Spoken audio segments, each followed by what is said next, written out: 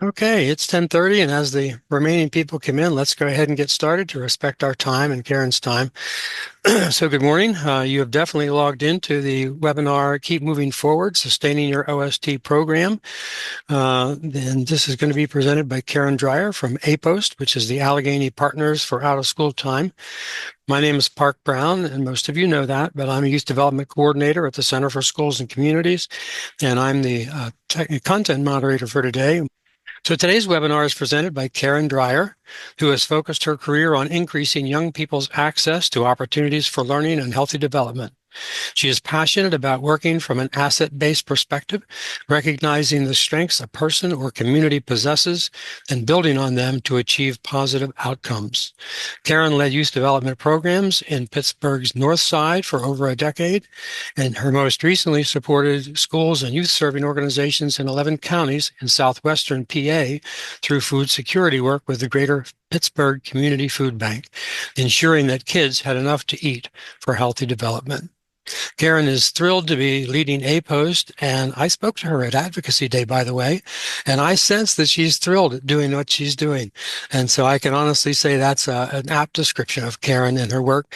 But she's thrilled to be leading APOST, which is a convener, a connector, and a collaborator with out-of-school time providers focusing on school-age youth in Allegheny County.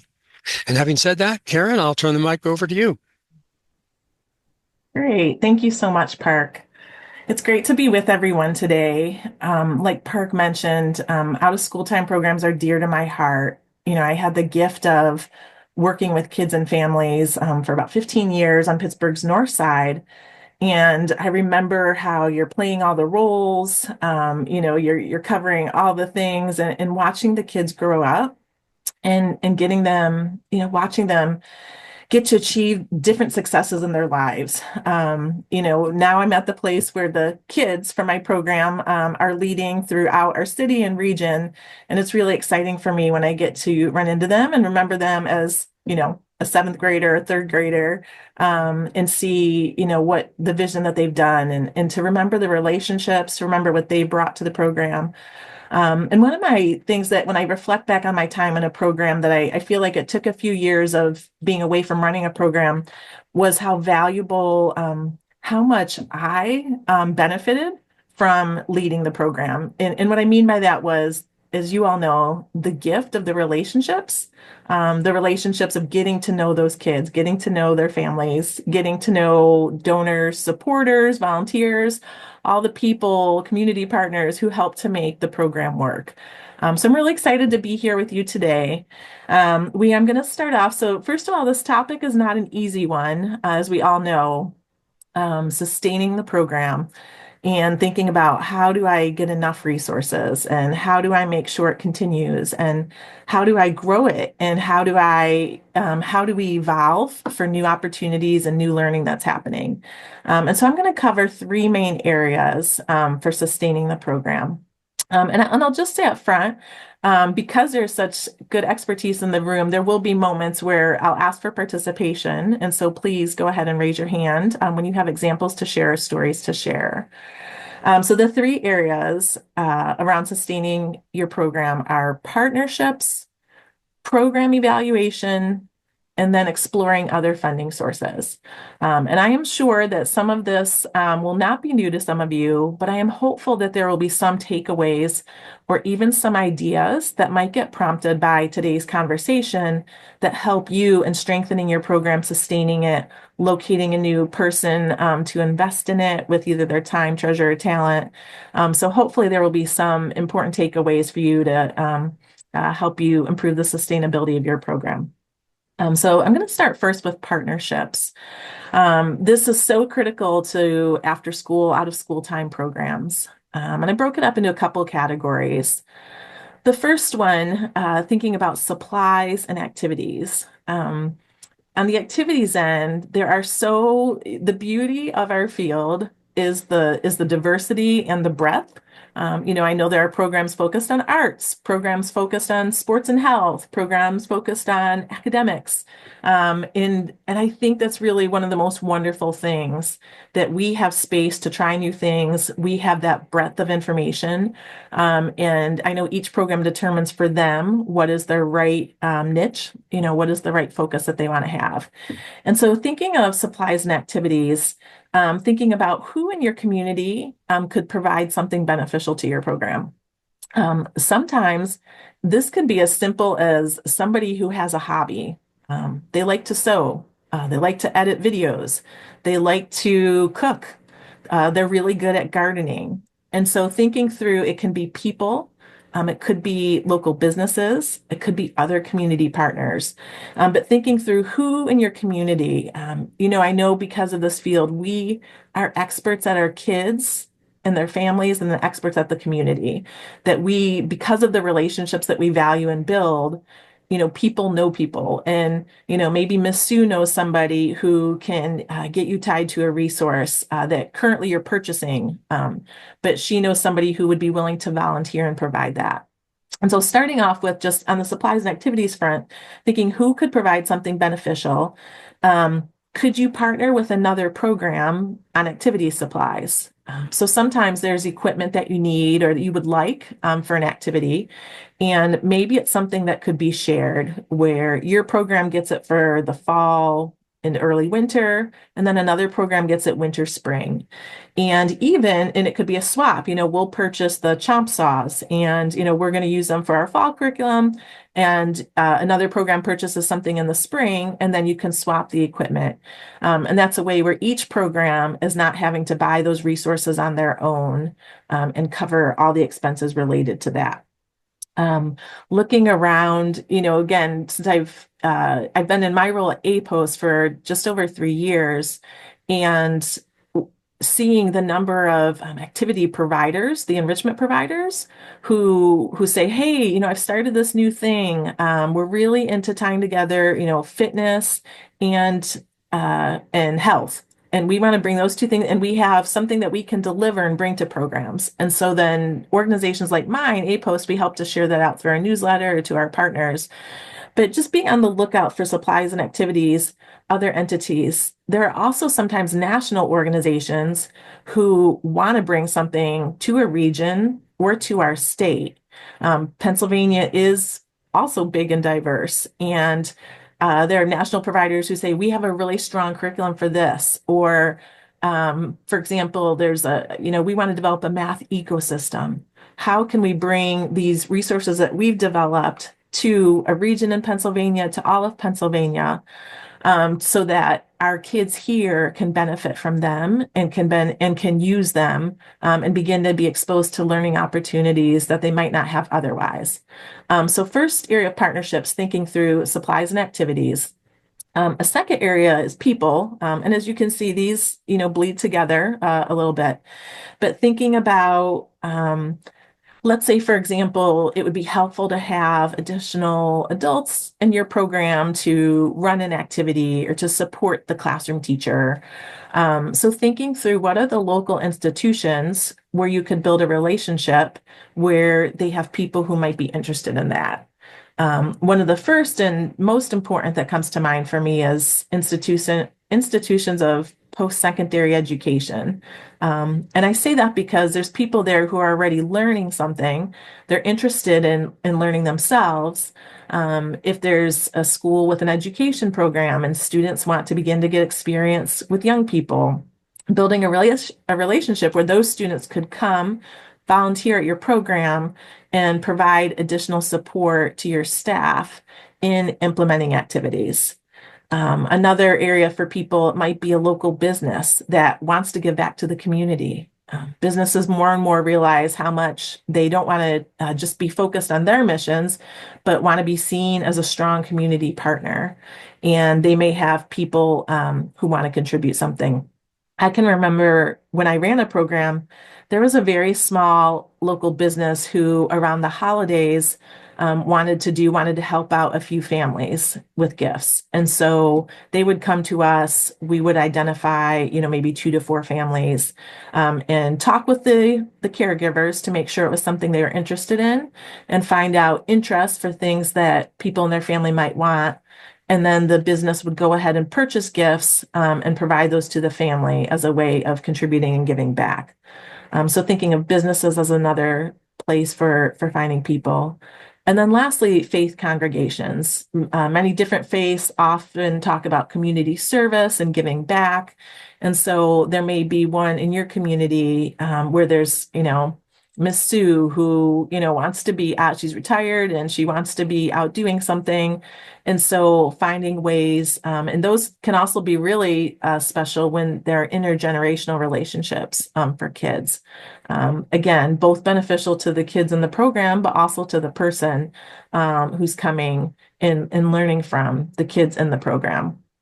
Um, and then the third area around partnerships, that many of you may already be familiar with, but meals and food. So certainly making sure you're utilizing the CACFP, Child and Adult Care Food Program. If you run a summer program, the Summer Food Service Program. In my previous work, so for about a decade, I worked at Greater Pittsburgh Community Food Bank. And part of my time there, we were not a sponsor for the programs, but we promoted them and helped people get connected to the PA Department of Ed to become sponsors or to become a site underneath another sponsor. So I have a lot of familiarity with this. And then in my last few years, we actually became a sponsor. Our local Department of Human Services had been the sponsor for many, over 80 sites, between summer food and after school. And they were making some transitions. And so they had asked us to take that over, and we did. So I say that to say I'm familiar with my motto in the food world for after school programs was you can't ever make everybody happy. But we certainly worked to try to improve the quality of food, to try to improve the variety of food. And so I mentioned that because maybe if you are, looking at your local school district, who often serve as the sponsors, but sometimes there's large community organizations or food banks who serve as sponsors. And depending on your region, there might be a couple different sponsors. And I say that because if something isn't working, if your current sponsor maybe can't deliver on the schedule you need or doesn't have the variety, or other issues, you can look. This link, Meals and Food, and this will be sent out after the webinar, takes you to a report page on the Food and Nutrition website for the state. And there are Excel sheets where you can look by county to see who the sponsors are and who the sites are. And you can see who is doing meal service in your area. But also for meals and food, I want to mention that sometimes back to local businesses, maybe you're doing a special event, field trip, especially with summer coming up. Often summer camps have field trips. You might get a local grocery store or warehouse club or business, to donate some snacks where you won't have to purchase those then. So it's not falling under the compliance of the state administered programs, but it's just a snack or a special meal. You're having a pizza day as part of a summer wet party. So thinking through how other businesses that could benefit, could say like, hey, we're doing a special event, maybe in the fall, if you do a lights on after school event in October, a local caterer, would you be willing to donate? We will promote your company. We'll let families know, that this was a gift from you. But thinking really broadly around ways that those partnerships, can help provide resources for your program. So we're going to take a quick pause, take 60 seconds, and think through a partnership in your program. And then we'll just have like 2 to 3 people share out. Raise your hand again. And we'll have 2 to 3 people share, partnership that's been effective for you. And again, the value of this is the shared learning, that something you're doing might work in another area, and somebody on the webinar getting to hear that from you, could be helpful, where they could replicate it and learn. So just take about 30 seconds, think through a partnership that's working for you, and then raise your hand if you're willing to share. And again, just as a reminder for folks who aren't as familiar with Zoom, if you hit the React button, you can see that's where you can raise your hand. Looks like All right. Leanne has her hand raised. Hi, good morning. I just wanted to share two resources that have been helpful. And if you are near the Philadelphia area, it might benefit you as well. I'm in Southeast Delco School District, but we utilize Leveling the Playing Field. You can register with Leveling the Playing Field to go get free sporting, recess, physical fitness type equipment. They also sometimes have like brand new equipment like jump ropes, timers, but they have basketballs, everything you would need for your physical fitness time in your grant. We also utilize the Philadelphia Archdiocese, the NDS program for free snacks and meals. So they're both really good resources if you are in my area. Just wanted to share. Wonderful. Anybody else? All right. Casey, I put Casey it has in her the hand up. Please chat, go ahead, Casey. Good. but we do use the CACFP program through the meals at our locations. We are a sponsor, East End United Community Center, and then we do sponsor to sponsor agreements with the school districts where we have our after school programs. So then we're able to provide food through the school districts as well. And so it is a great opportunity to provide meals to youth for the after school programs. And it is a very complicated and involved program, but it is well worth it to feed the children for sure. Thanks, Casey. I'm glad you mentioned the complicated part because it's definitely not for the faint of heart. And, weighing, so the just quick summary for folks who don't know, the sponsor is the one who reports directly to the PA Department of Education, and then the sites are beneath them. If you are an entity that does want to look at being a sponsor, and I mention this especially because in rural areas where there might be fewer sponsors, it could be something later in the webinar, I'll talk about grants, but it could be something where you could do a capacity building grant to get people trained to be a sponsor. And the state doesn't, you don't have to pay the state to be trained, but because there's a learning curve, there's a lot of your staff time that will be put into getting ready to be a sponsor, setting up the systems, making sure you're doing the paperwork correctly, following all the rules and regulations.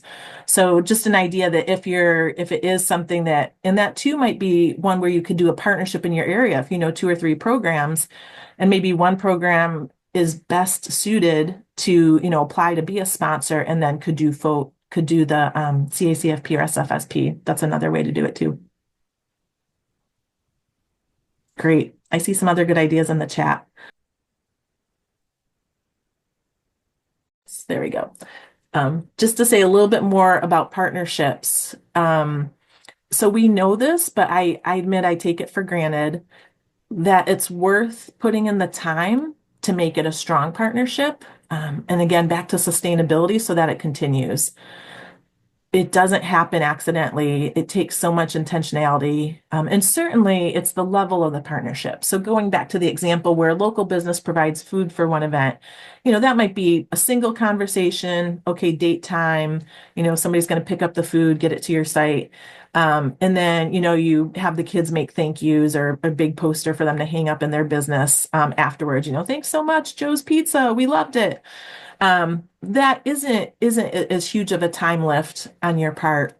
But some of these partnerships where it is, an activity coming in for 6 weeks or 8 weeks, it is definitely worth the time to talk through expectations, communication, to really, and it's hard because we live in a world that wants things fast. And I admit, I also, we like things to happen quickly, but it's worth it to take the time to make sure there's clear understanding of how it will work, who's doing what. And certainly in those types of partnerships, having a memorandum of understanding, that outlines, oh, this is our role, this is your role, so that there's not confusion or miscommunication. I'm going to move on to the second area, which is program evaluation. I know we're all familiar with this, and if you just want to go ahead and how this ties into sustainability is that to have investments in programs, it's helpful. You need to make your case and you need to show that what you're doing works. And I know being all 21st century grantees, you are very familiar with program evaluation.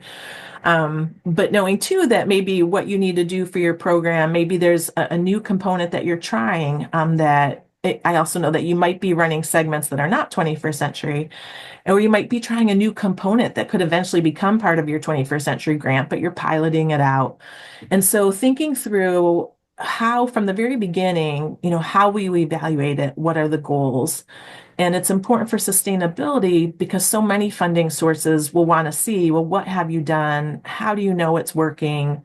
How are you learning from what you're doing and adapting to make it the most effective? And so thinking through and also knowing that we are kid people and caring about kids, our kids are too precious that we don't want to be delivering something that is not effective for them. And so our time and energy, our kids' lives and opportunities, we want to make programs the best that they can be. And program evaluation can help us to do that. It's good to remember that when the results don't come out as you expect, that's okay. I mean, it's helpful to say, oh, this isn't quite going how I thought it would, or we're not reaching this goal, but we actually are seeing this. One of the most deep learnings I had when I was running a program was we were part of a cohort that received some evaluation support.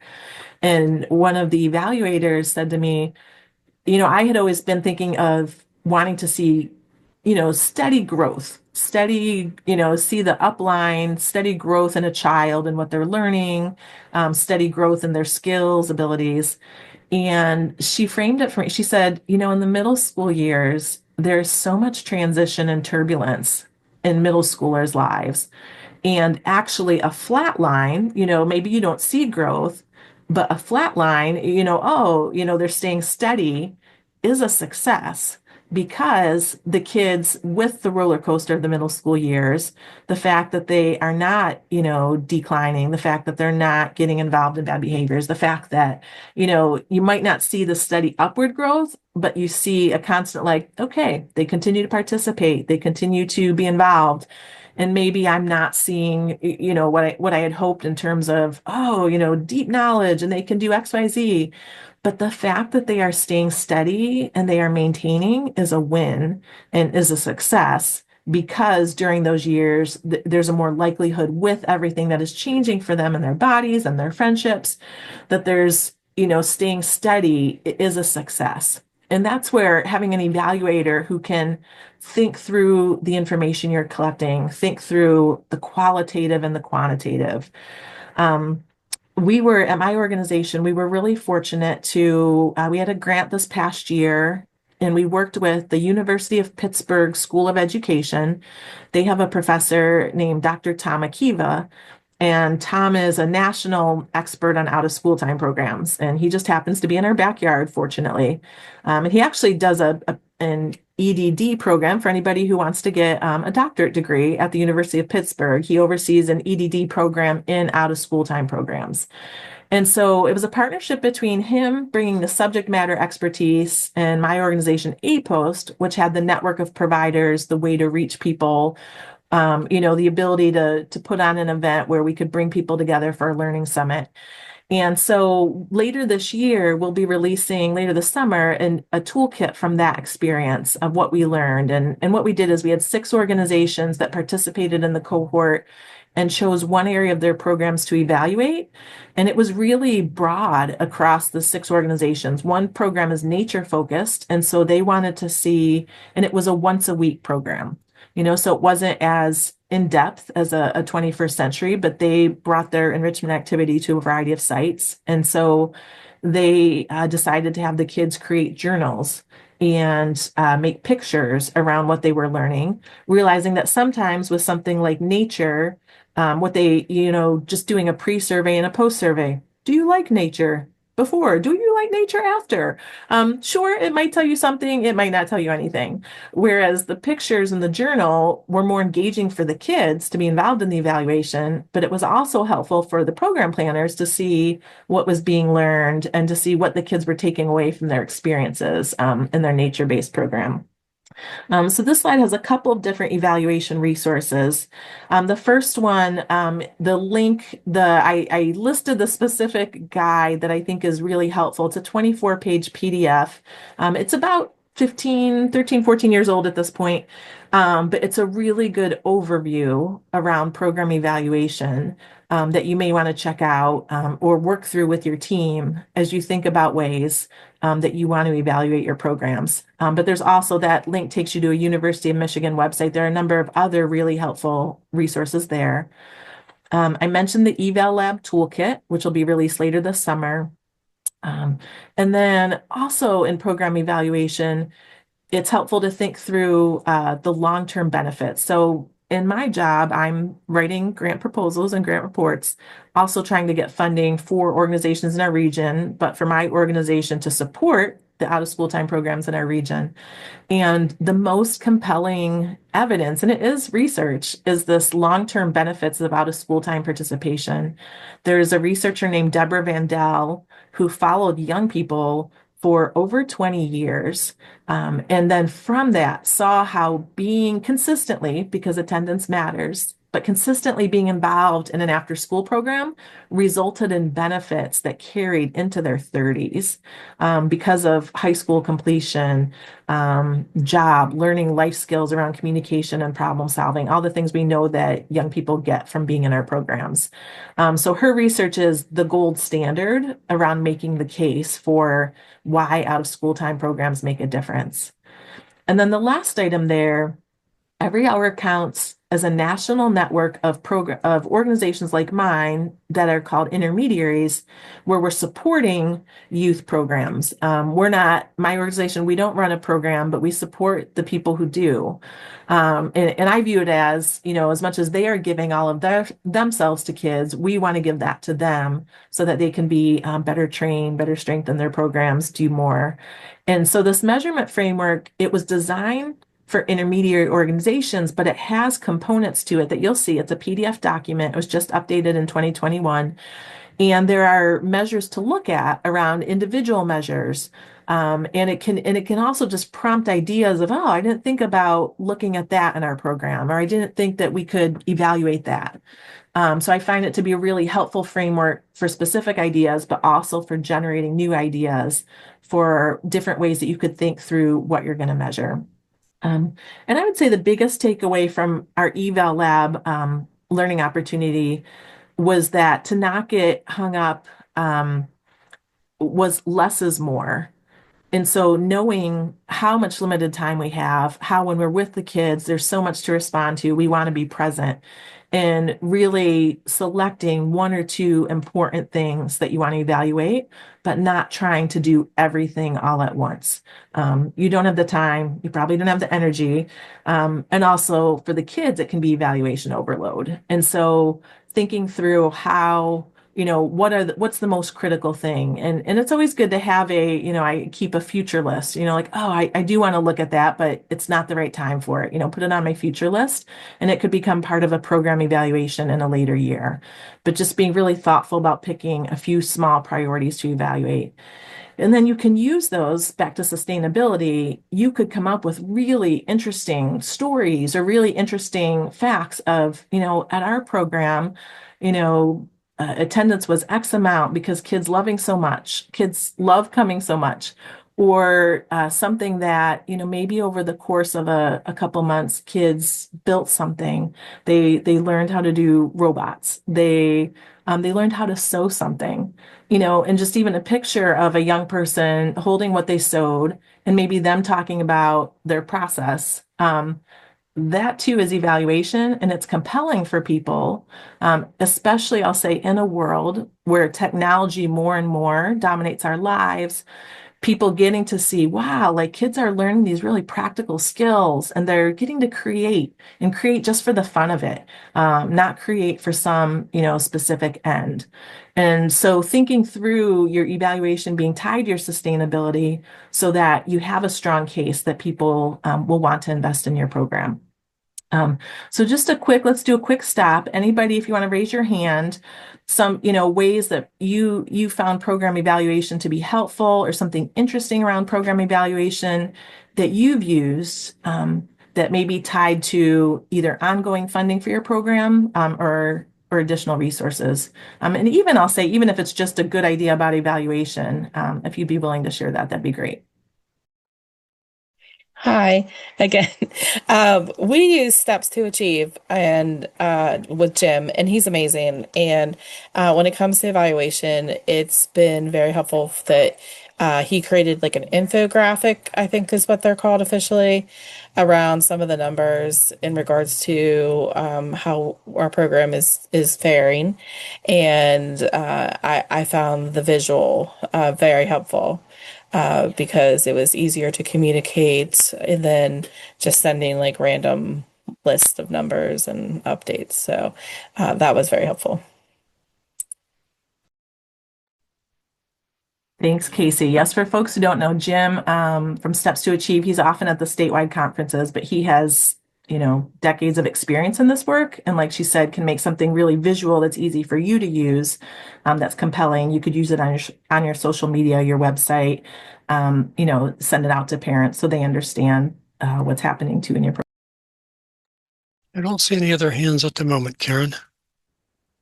Great. All right, I'll move on to the third area then, which is exploring other funding sources. Again, you might be familiar with these, but I want to make sure everybody's aware of them. So I'm going to start first with government and then get into some of the other sources. So obviously, we're aware of 21st century and grateful for the investment of that into our young people. Another one within Pennsylvania is the Educational Improvement Tax Credit, which is a way that if there is a business gets registered with the state, with the Department of Economic Development, and if you also get registered, they can make a contribution to your organization and have a much lower tax rate for that contribution. And so that too is an example of ways of building a partnership with a business. Again, it might be one of your staff knows somebody, one of your kids' parents knows somebody where, they have to pay taxes. And so they can direct their taxes, their business taxes, towards your organization through the Educational Improvement Tax Credit Program. A second one, which is newer, is the Boost, which was this year put out as VIP plus Boost, focused on the lens of violence prevention, what's happening in programs. I'm thrilled to see, I remember the years of no dedicated state dollars around out of school time programs. And so glad that this is coming about, $11.5 million this year for Boost. We're hoping that'll continue into the next 26, 27 year. And I realized too that Boost there are limitations to it. And so I think it's helpful for all of us, because it's only 2 years in, I know that they are continuing to evaluate what's working about Boost, what is not working about Boost. And so feel free to share feedback with your elected officials if there are areas where you think Boost could be improved, so that can be considered for future iterations of Boost. And then a third area of government could be your local. It could be county, city, municipality. In my county, our Department of Human Services is the largest funder of out of school time programs. And they do it because they see how it is preventative and how it supports families working and how by putting the funds into the programs, kids are more able to break a cycle of poverty or to break a difficult situation that they're growing up in by getting knowledge, resources, social capital and connections, somebody who's investing in them and caring for them. And so looking at, your local sources, and sometimes the dollars they have are from larger funds at the state. So for example, maybe there's a state, opioid is the one that comes to mind when there were opioid settlements, and then the state received dollars that distributed to various, either departments of health, Department of Human Services. And so they're checking out your local areas for funds. Sometimes a municipality or a city, may have something. And again, it could be small. And it could even be sometimes if you build a connection there, it could be, possibly that person, learning about your work and getting to connect you to another resource for your program. So it's always important thinking through how you tell your story to elected officials, because they're aware of what's going on in their region and can let others know about what you're doing too. And then this last one, so this is a potential future funding that is it's uncertain right now. So it was passed last summer as part of the federal bill that was passed that made a number of changes. And what it is it is a program where individuals could make a contribution to a scholarship granting organization. So, and out of school time, they wouldn't make a contribution to, Karen's Kids, my, fictional organization. They would make a contribution to, there has to be a specific scholarship granting organization. And there's the potential that those dollars could then go to out of school time programs. The dollars, it is not a widely agreed upon whether or not we should do this. Each state has to decide whether they will opt in. Pennsylvania has not yet decided. It's the governor's decision. And what we're waiting for is the final guidance from the Treasury, the US Treasury at the federal government about how the program will be implemented. So we think that will come out in June or July, because for out of school time, there was language in the bill that could go to out of school time, but it was very specific. And so I stay in touch with the After School Alliance, who's the national organization, who does advocacy around 21st century and items like this federal tax credit scholarship. So it's something that may be coming. There are many ifs about it and many uncertainties. And there were things, I'll say, written into it that could make it really hard to administer. For example, one of the things written into the legislation was that 90% of the funds for the scholarship granting organization have to go to scholarships for kids, whether it's a private school, parochial school, or whether it's an out of school time program. And that's just a very high. So if you think of an organizational budget, it means that you've got 10% of your budget for all the operational expenses because 90% have to be going out into scholarships. So it is more to come. I think if you're interested in it, keep checking the After School Alliance website. And certainly, there will be knowledge throughout Pennsylvania, if the governor chooses to opt in or not opt in. I should mention too, since many of you are close to public schools, public school leaders are really concerned about this because of the fear that it could direct more dollars to private and parochial schools. And then could, in a time when already public school enrollment is declining just by population, there could be, the potential loss of more students. So it's something on the horizon, more to come about it. But I wanted to mention it because we will know more about it within the next 6 to 9 months and whether or not it has an impact for out of school time programs. I think I saw one question in the chat. Yes, there are supplanting guidelines around the boost. And so that is where it's hard you couldn't use it to cover what is being covered by your 21st century. And also, Boost was originally made, there was the hope to get some dollars to programs who maybe, I'll say, couldn't be 21st century. If you're as you all know, if you're a very small program, the time, energy, and effort that it takes to run a 21st century program might not work if you are a small community organization, serving 15 to 20 kids. Good question. Going on to the next slide. There are some other funding sources. So first of all, private foundations, they're all over. Somebody, has funds, they set up a foundation, they want to make it sure for some specific community purpose. And the key with private foundations is really developing a relationship with the foundation. And I say that because I think sometimes people think like, oh, I can meet with them and then I might be able to get a grant. Private foundations are incredible for getting more resources to kids, but it is usually a very long on-ramp. It's get to know them. They come visit you. They say, for the year, I've already designated all the dollars, but maybe next year you can ask. And so private foundations are a long haul, a long view funding source. but they are really important. And when you're doing good work and you've shown that, and you show how it benefits kids, families, and communities, there's a likelihood that they'll want to invest in it. But thinking through private foundations, the relationship is so critical. And this too may be where you use other people connections to get you connected to somebody at the foundation, because it's about trust and it's about they want to put their dollars somewhere where they trust people, where they know the dollars will make a true difference. Corporate funding can be great for a sponsorship for an event. There's been, in the last decade, there's been a lot more focus for corporations around what's called CSR, corporate social responsibility. So corporations thinking, oh, we don't just make this thing and sell it, or we don't just provide this service, but them wanting to be a strong community partner. And some of this is coming from, I'll say, the younger folks in the workforce who have said, I want to work somewhere where the company is making a commitment to supporting and investing in the community.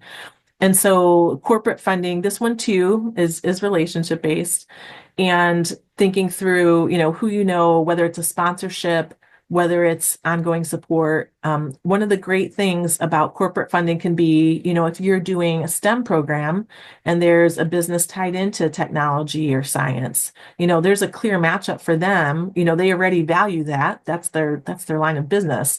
And where you can show, we're helping the next generation learn about it. For both private foundations and corporate funding, it's important to have the relationship, but it's also important to think through the alignment. What is it that they value? What is it that we do?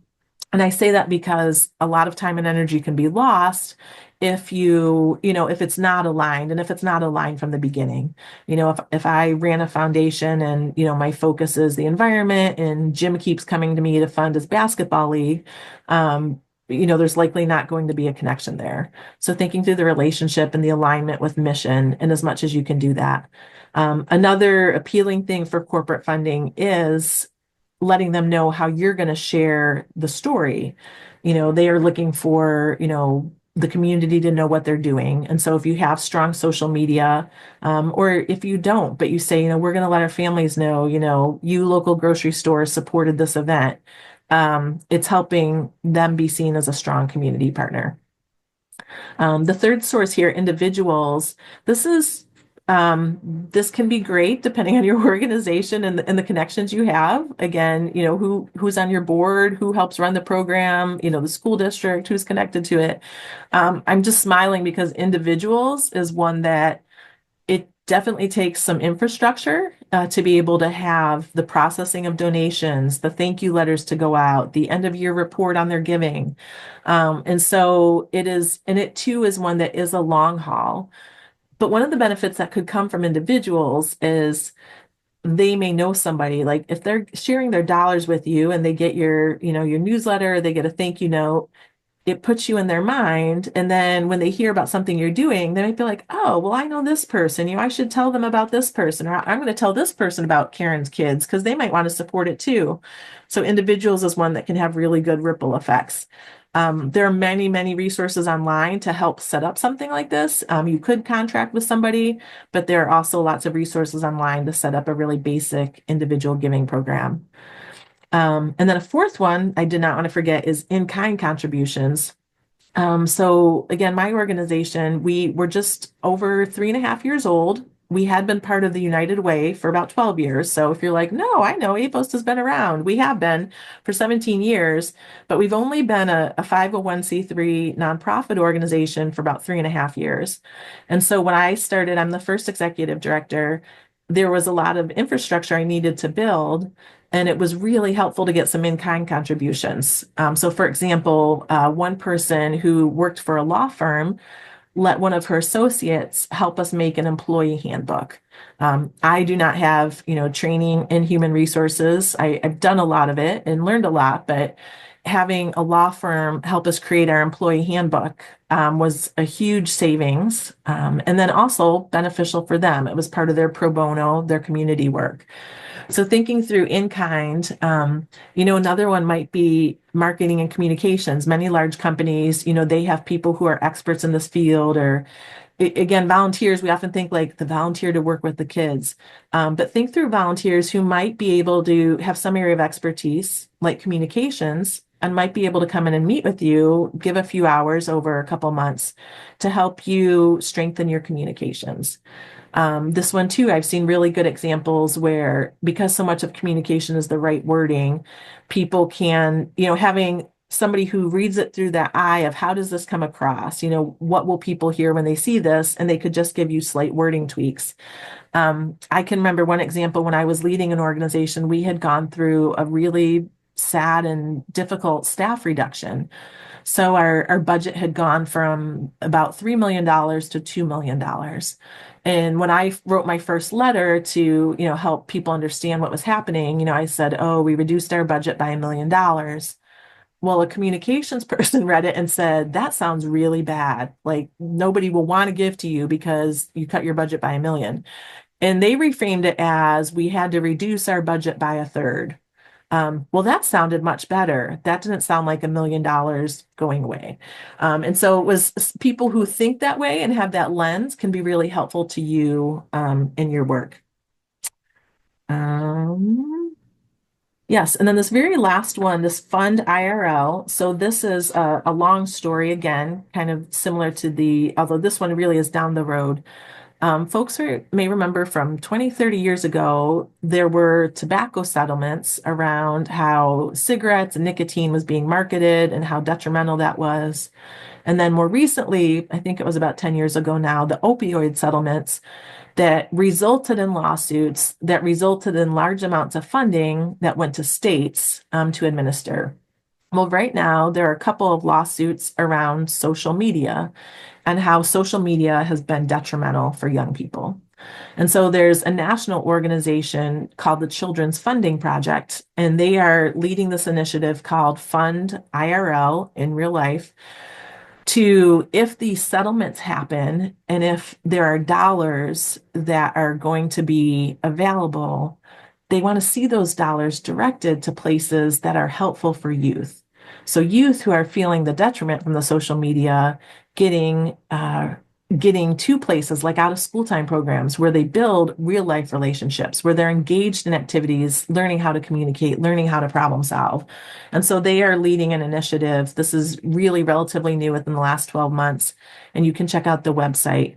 But it is something that, and this again is years down the road, maybe 5, maybe 8 years, but that at some point, if these dollars occur, certainly and I'm guessing many of you would want to see them directed to things that help alleviate some of the harms of social media.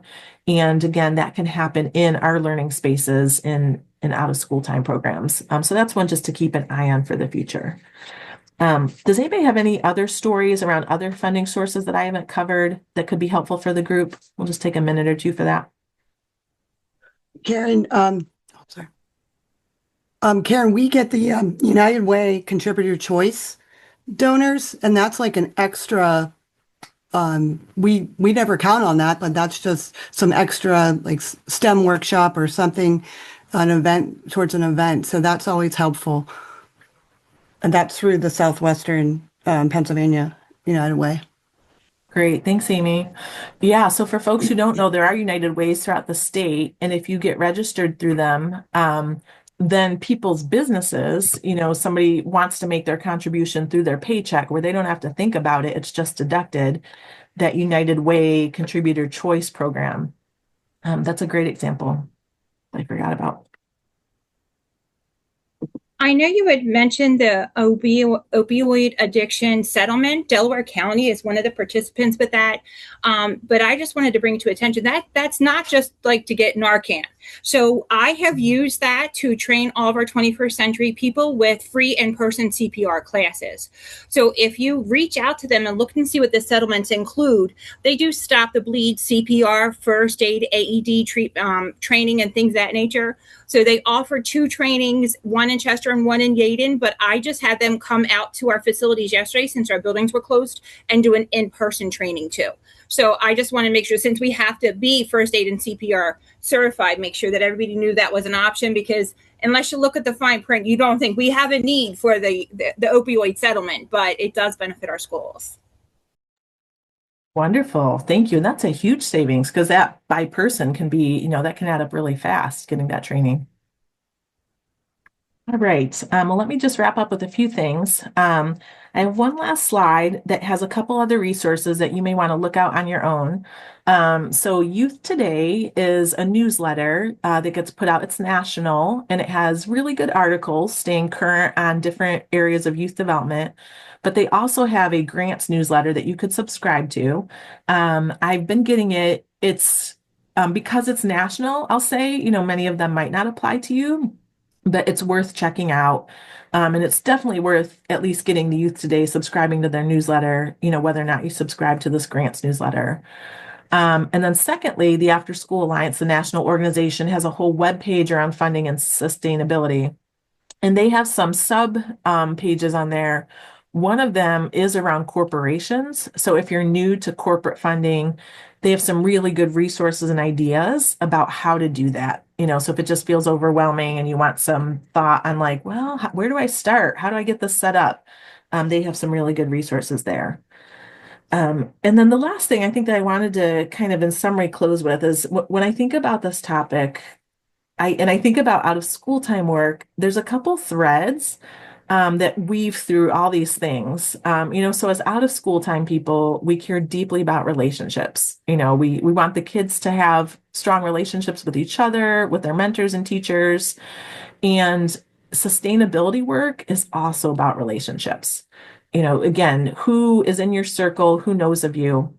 One of the most important pieces of advice somebody gave me was getting other people to tell your story, getting other people to share what you're doing can be incredibly powerful. We certainly will keep sharing it because it's who we are and what we do, but getting other people to advocate for us or to share about what we're doing can result in gifts, time, treasure, talents, all those things to help, sustain and continue your organizations moving forward. A second thread in this work, which again, we teach our kids and ask them to do, is trying new things. So just being, something might not work. And you might say, I put a lot into that. That wasn't effective. I'm going to go down this road. So being willing to try new things and to learn in this work of sustainability and identifying more resources to support our programs. And then the last thing that a funder shared with me that I've held on to was he said, be pleasantly persistent. And again, we talk with our kids about not giving up, working through the hard things, finishing to reach the goal, and sustainability work, which is really hard, thinking about being pleasantly persistent. Some relationships do take years to develop, but they could result in really good benefits for your program in the long run. And so it's worth it for the persistence over time of the relationships, the connections, the thank yous. We, again, in a fast age where we can sometimes skip that step, remembering how to thank people, when to thank them, a little note letting them know how much what they did, what they gave was really helpful, can be ways that, they want to continue supporting forward and they're grateful for what they were able to contribute. So that's all I have. And that was a lot, Karen. And it was a lot of great material. And before everybody goes, and before we thank Karen formally, I have two quick announcements. First, do look at the chat. I have the link in there to receive Act 48 credit after you do the evaluation. And please do the evaluation, if for no other reason than to say great things to Karen, because she'll get the results of this evaluation in addition to our critiquing the session and so forth on our part. The other announcement I want to remind you about is that our next webinar will be June 1st, and it will be using the Pennsylvania Department of Education's classroom diagnostic tools, which is referred to usually as CDT, and the Firefly benchmark assessments to support students. And in just a moment, I'm going to put those pieces of information in the chat as well. And you're welcome to open both of these links before you go today from the session, and then just go back to that window to complete your session evaluation and so forth. So Karen, thank you very much for the time well spent. We appreciate it so much. The grantees will all smile or wince at this. but the registration and attendance rate today was 86 or 87%, which is very, very high for webinar turnout, those that planned to come and those that came.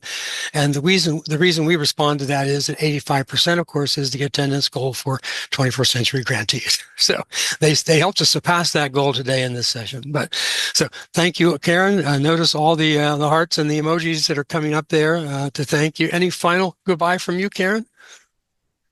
I'm just going to end with thank you for what you do. I know that these programs change lives, and I know that they literally save lives. And, now I am a single parent of a 9-year-old who attends an after school program. So I feel the personal benefits, but I'm just grateful for you committing to the hard work and investing in young people and staying the course, and for all that you do. So that's it. I wrote down several things. I won't review them all, but you certainly ended with a high point there of be patiently persistent or pleasantly persistent, excuse me.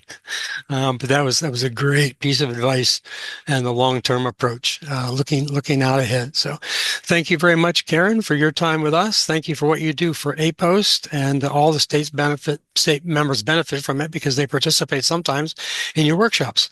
So that's great. So thank you, and thank you all for participating today. And with that, we'll say goodbye.